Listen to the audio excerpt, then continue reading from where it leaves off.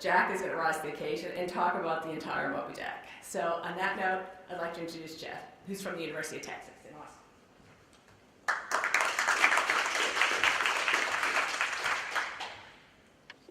All right, so thanks, Paul, for the introduction, and thanks to Jack and the other organizers for inviting me. So clearly I'm an engineer, and as a kind of good evidence of the engineer, when I want to know about microbiology, my reference source is this laminated 4-page sheet, the world's #1 academic outline for microbiology.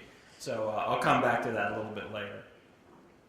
So the central point I want to make today is about diversity, and that buildings are very diverse. And it's obviously not like biological diversity, but if you just look at an indoor space or look at a building, there might be very different factors going on that might affect the microbial community.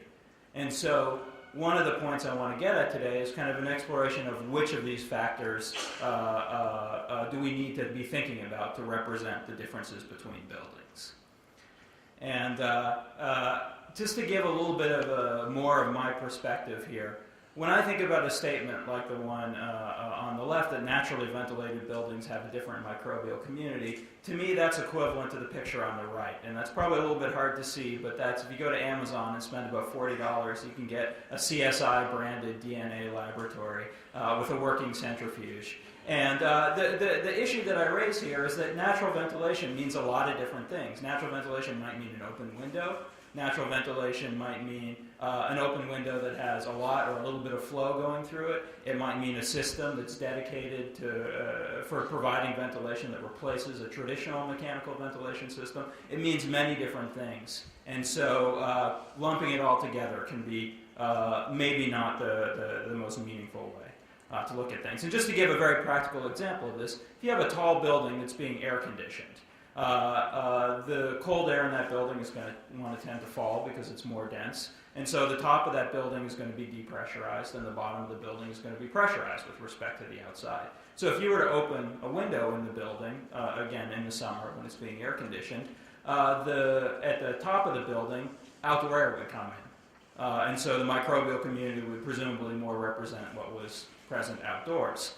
Same thing at the bottom of the building. If you were to open a window, air would be flowing out through that window. And so presumably air would be coming from other parts in the building, so more representative of indoor air. And then somewhere in the middle of the building, there would actually be no flow through the window when it was opened.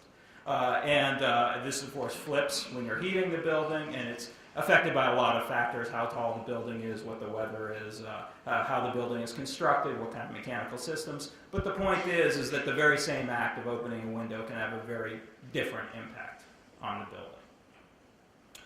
So in order to think about this diversity, I want to kind of think about three broad categorizations. I want to think about things that are related to the heating, ventilating, and air conditioning, or HVAC system. I want to think about things that are related to the occupants and what they do in the building, and the things that are related to other non-microbiological or non-biological contaminants in the building. And of course, there are lots of differences between buildings, but which of these factors actually affect the microbial community? That's really the question here. Okay, so before I show you some data, I want to make some other comments. The traditional way, or the two most common traditional ways of gathering microbiological samples indoors is an air sample. Typically it takes minutes to hours to get an air sample. And one limitation of this is a snapshot in time and space of the microbiological profile. Another very common approach, and most people consider this to be representative, is to take a settled dust sample from a surface in the building. That's obviously related to the immediate area where that settled dust was taken. It also is biased towards the larger particles, or the microbiological, the microbes that are associated with bigger particles that are more likely to settle. And of course, things like cleaning practices are also going to influence what you see. And so the way we do things is a little bit different. We take the filters out of the HVAC systems in buildings, and we extract DNA from the dust that we collect from those filters. And our argument is that, although not perfect, it's a much more representative spatial and temporal sample, because theoretically, all or most of the air in the building goes through that filter. And also because we're predominantly interested in what people in the building are breathing, we argue that the filter is more representative of this. So I'm going to show you some data that we've collected from filters in both residences as well as in the study we're doing now, which is in mostly big box retail stores, and I'll talk a little bit about what we see. So kind of jumping right into it, this is an example of what we might see. So you see the residential sites are kind of aggregated in this picture, and then the site numbers refer to the big box retail stores. And they range from relatively small grocery stores to very large home improvement stores. And then also some of them are located in central Pennsylvania, and some of them are located in Texas. They're mostly summer samples, what you see on this plot here. And we even do a little bit of culturing just for fun. And we have done mostly Sanger sequencing until recently, and now we do pyro sequencing. And so what you see, at least at the class level here, this is fungi, what you see at the class level is that there is both some sites here that are remarkably not particularly diverse, but also you see some pretty broad differences between sites, both between some of the between some of the retail and the residential sites, as well as differences within the retail buildings. You also see some differences between residential sites, as well as there's a bar here, the test house, and we have an unoccupied test house that we also collect samples at to compare, see what occupancy does. And at the bacteria level, you see much of the same sort of, it looks a little bit more similar perhaps between the buildings, but generally speaking, you see differences between buildings. And so the kind of question is, what are the factors that might lead to those differences? And so if you look in the literature, there is some information out there. The amount of ventilation, as well as the pathway that the ventilation air takes, for instance, through a window versus through a system, appears to matter. The type of system. There was a nice study done in Taiwan a few years ago where they looked at two functionally equivalent buildings, one with a mechanical standard centralized cooling system, and the other one with a distributed cooling system where each room had its own conditioning system. And they saw differences in the amount of bacteria in the space.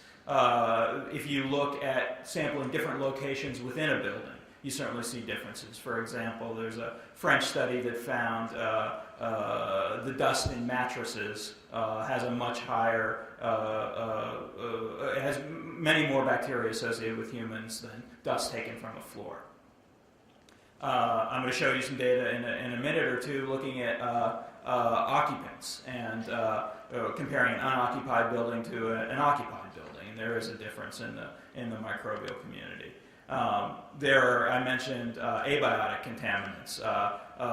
It turns out that metals that are ubiquitous in indoor environments have an impact both on our ability to extract DNA from dust samples as well as in the microbial community itself.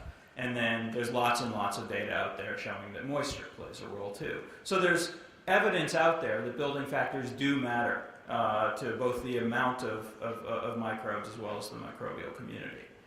And so just to show a little bit of data in this area, this is data from some residential work that we did, and the numbered sites are all residences in Austin, occupied residences, and the test houses are unoccupied test house.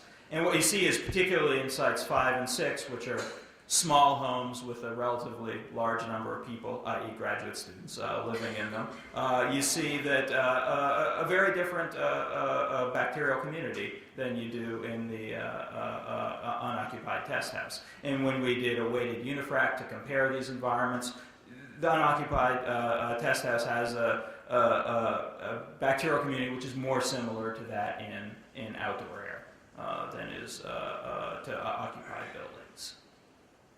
I mentioned metals a little while ago. This is from a little bit earlier work where we pulled filters out of buildings and looked at how much metal there was. And at the time, we were just looking at lead, cadmium, and arsenic. And you can see again that there is, factors of 3, 4 differences in some buildings between some of the metals that are present. And one of these houses is my house, which has very high lead, unfortunately. So to kind of talk about this a little bit more, what are the needs that we have here in terms of categorizing this? And so what I'm going to give is my opinion here on what I think we need. So I think we need to know a lot about HVAC systems. HVAC systems, again, that are seemingly very similar can operate very, very differently. For example, some air conditioning systems are going to have standing water in them all or most of the time. Others are going to drain away water relatively quickly. It seems that, and there's again some evidence in the literature for this, that the very details of these systems might have a very big effect on the microbial community. And then I think we have to know the ventilation rate. And it's a little bit more complicated than that. I think we have to know three components of the ventilation rate. We have to know what's coming from what's coming intentionally from outdoors, mechanical ventilation. We also have to think about infiltration, what's leaking in from outside through either gaps in the building shell or through things like open windows. And then there's another rate we need to know about. That's the recirculation rate. That's how much air is going through the system for conditioning purposes. And the reason why I think those three are all important is, one, the HVAC system has a very high surface to volume ratio. It has a lot of potential to affect and, by one perspective, contaminate the air in a building. So I think we have to know how much air has that exposure.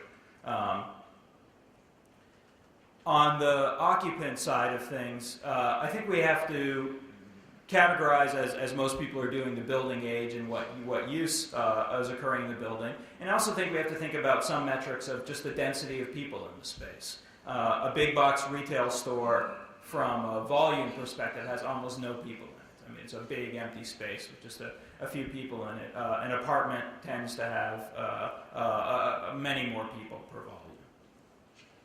I think we have to think about some of the abiotic contaminants, and there's a couple of perspectives here. One is that I think that they tell us something about the microbial community, or at least potentially, but I also think that there is an opportunity here to learn about other things in air that we might be caring about at some point. And so I would advocate, collecting a dust sample. However you're collecting your sample, be it an air sample or a settled dust sample, or like we do a filter sample, collect the dust sample at the same time, look at the metals. It's very cheap, very easy. Look at the nutrients, nitrogen and phosphorus, as well as doing something called the thermogravimetric analysis, which gets at how much moisture is there, as well as things like how much volatile and semi-volatile material is there. And I don't have a lot of evidence that either the volatile or the semi-volatile material affects the microbial community, but no one has looked at it, and there's at least a potential there, and it's cheap and easy to do. So doing these three tests is so much cheaper than any of the biological tests that is kind of in the noise. And so it seems like an obvious thing to do. So to kind of summarize here, my overall perspective is that we need much more of a building context for these microbial samples that we're collecting. And we're going to see some presentations that go into some of the ideas for that data, and I think we need a very robust conversation on, I know what's in a building, but I don't know what's likely to affect the microbial community. And I think that we need to have that conversation so that we can start identifying the things that likely matter. And to raise two future issues that I think are very important is that I think that the building is probably not the correct scale. We know from previous work that you see very different microbial communities within different spaces in a building. And so we need to have a conversation about spatial scales. It might be at a room level, it might be at a zone that's served by the heating and cooling system, which might in fact be several rooms, or it might be at the microenvironment level, the mattress, the kitchen, the several definitions there. And then another issue I think we need to be thinking about in the context of metadata is that there is a huge timescale issue. Almost everything I've talked about varies greatly over time. And so I think we need to think about how we're going to think about some of that time data, because For example, I don't know how long it takes a microbial community to change, to adapt to some of these things, but ventilation, for example, in a retail store, it's typically shut off at night. So it's very, very, very low at night, and then goes up by a factor of 5 to 10 during the day. And so there are these cyclical changes, there are other changes that happen, and I think we need to have some way of capturing that. And I'll finish by acknowledging the funders for this research, ASHRAE, the American Society of Heating, Refrigeration, and Air Conditioning, engineers who are funding the big box retail study, and then the Sloan Foundation that's funding the work on the indoor microbiome. And then because I rely on a laminated card for my microbiological information, my colleagues are very important. So Carrie Kindy, Andy Hoisington, and Federico Norris, former graduate student, all contributed to this. Thanks.